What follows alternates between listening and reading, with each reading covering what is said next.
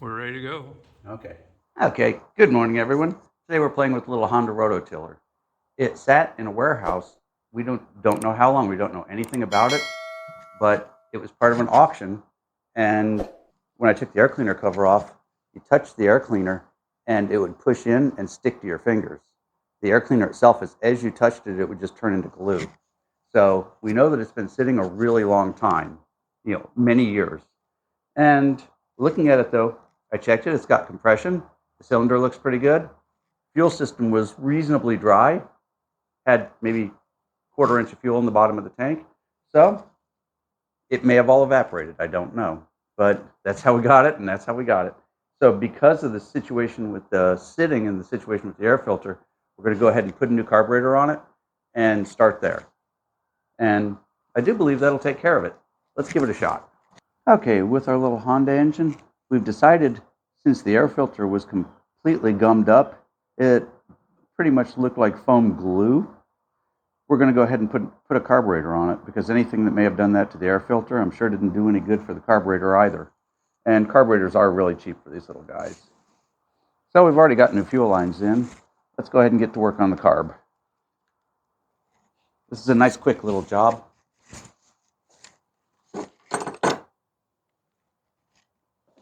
Definitely the kind of job you can do at home by yourself if you hit the mood.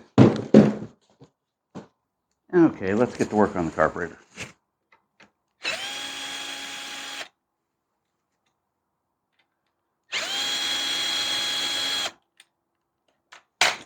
Now, a lot of times you can rebuild these. These carburetors are really easy to rebuild, but sometimes they're just not worth the bother.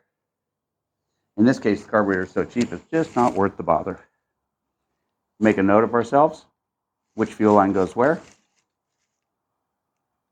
And I always suggest, when you're doing a carburetor, on one of these little edgers or a little motor like this, everything's pretty obvious. But if you're doing a lawnmower or a weed eater or something, sometimes the linkage can be interesting, and it's easy to lose track of which one goes in which hole. So you want to go ahead and take a picture of everything before you even get started.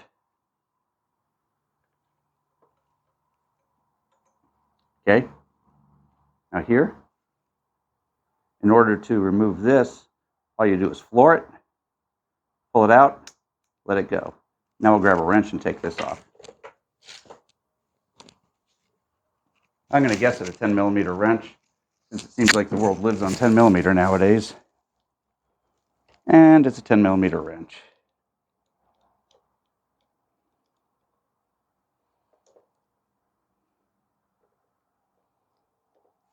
And there you go, the carburetor's off, just that easy. Let's grab our new carburetor and throw her on and see what we've got. Okay, now we're going to use this back gasket. The gasket actually looks pretty good. So we're going to maintain the back gasket. And the front gasket's just an O-ring, so easy peasy on that one. Attach our fuel lines. Well, no, we should attach our linkage first, since that we'd have to reach around for. The rest of it we do not.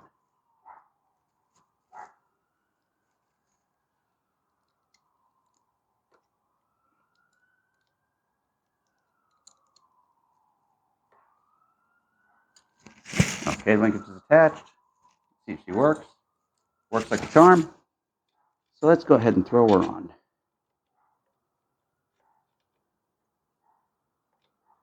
There's one and there's the other. Attach our fuel lines before we push her all the way against the base, just because we've got a little bit more elbow room right here. Push her in, put the air filter on, put the nuts on, and that's it. On this one, it appears our screws are capable of pushing in. Interesting. I don't know that I've seen that before.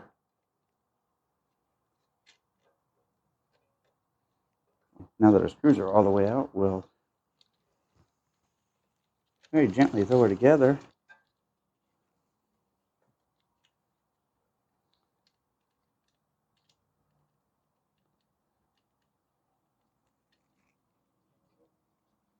There's one. There's the other one. Our fuel lines are in place.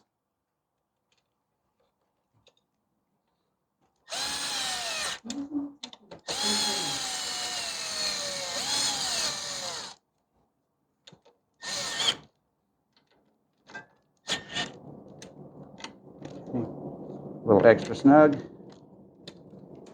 Now let's see what we've got.